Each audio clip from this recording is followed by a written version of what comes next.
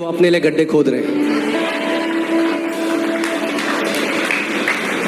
वचन कहता है जो दूसरों के लिए गड्ढे खोदेगा वो खुद उस गड्ढे में गिर जाएगा।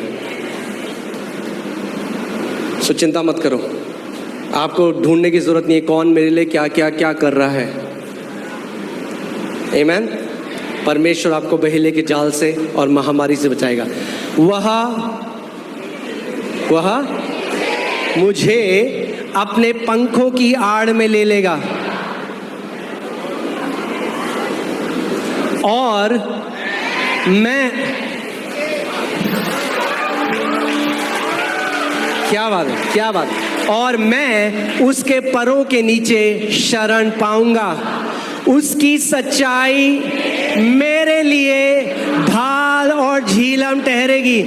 क्या है उसकी सच्चाई? यूहन्ना 17:17 में लिखा है, जॉन 17:17, तेरा वचन ही सत्य है। उसकी सच्चाई क्या है? परमेश्वर का वचन। सो परमेश्वर का वचन आपकी ढाल और आपका झीलम है। आमीन। इसमें प्रतिज्ञा दिन रात हर चीज के लिए है। क्या लिखा है?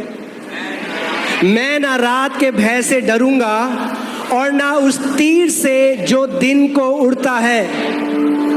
ये वैसे तीर की बात नहीं कर रहा, वैसे तीर की बात भी हो सकती है, मगर मैं कह रहा हूं कि ये बात कर रहा है जादू टोना की। जब जादू टोना एक तीर की तरह आपके और आपके परिवार में भेजा जाता है, बोलो मैं नहीं डरूंगा। ना उस मरी से जो अंधेरे में फैलती है और ना उस महारोग से जो दिन दोपहरी उजाड़ता है। सो रोग से तो प्रोटेक्शन है ही, परमेश्वर कह रहा है महारोग से भी है।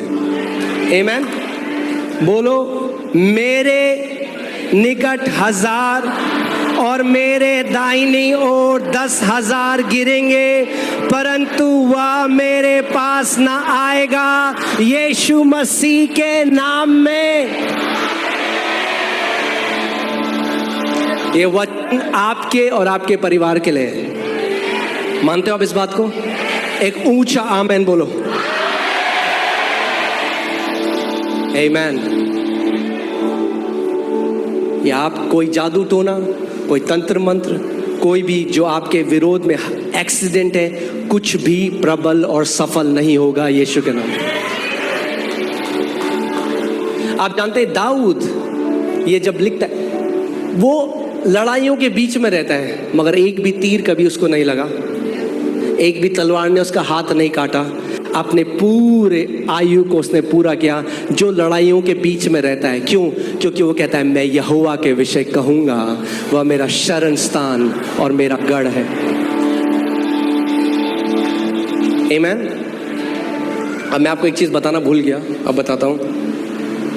ये केवल इंट्रोडक्शन था मैसेज का, अभी मैसेज शुरू नहीं हुआ है।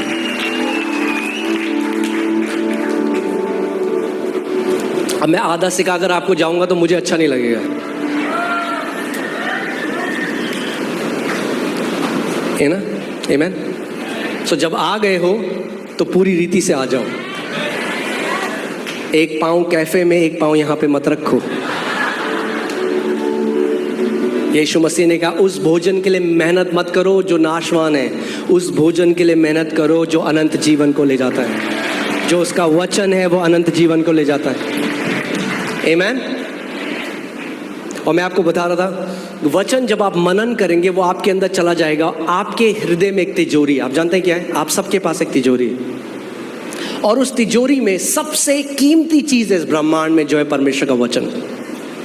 और जब आप परमेश्वर के वचन पे मनन करते हैं सुबह और शाम, वो वचन आपके हृदय रूपी तिजोरी में चला जाता है, और जब सही समय आता है तो वही वचन बहुत फल लेकर आता है। मैं इस वचन पे मनन करता था, मैंने आपको बताया था, एक क्विकली एक एग्जांपल दूंगा। मैं नोएडा जा रहा था, बाइक में था। जिन लोगों को नहीं पता, उस टाइम मैं मालवीय नगर रहता था, वहाँ से बाइक जॉब करता था, बाइक में जा रहा था।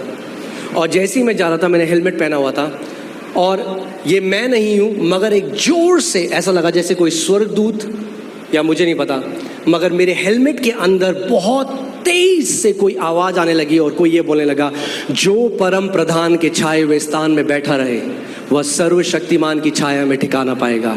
मैं यहोवा के विषय कहूँगा, वो मेरा और कोई पूरा भजन बोल रहा है। और जब मैं बाइक चला रहा हूँ, मैं सोच रहा हूँ ये आवाज़ कहाँ से आ रही है, और जैसे ही वो आवाज़ आ रही थी, मेरे बगल में एक कार थी जो तेज़ी से आगे गई और उसने बैलेंस खो दिया और वो घूमने लगी आगे। और ऐसे वो ड्राइवर स्किड करके बिल्कुल मेरे आगे आ गया। जब मैं करीबन 80-90 की स्पीड में था, जब मैंने ब्रेक मारे, मेरी बाइक एकदम गिर गई और जाके मैं सीधे उसकी कार पे टकराया। और वो इम्पैक्ट इतना तेज था, जो मैं टकराया वो इतना स्ट्रॉन्ग था, इतना तेज था कि उसके आगे का बम्पर गिर गया और बाइक मेरी पूरी ख़त्म हो चुकी थी, एक तरफ से पूरी डिस्ट्रॉय हो गई थी। मगर जब मैं उठा, मैंने देखा मेरे पास एक स्क्रैच भी नहीं था। वह अपने दूतों को तेरे निमित्त आज्ञा देगा कि जहां कहीं तू जाए वे तेरी रक्षा करें। मैं डिक्लेयर कर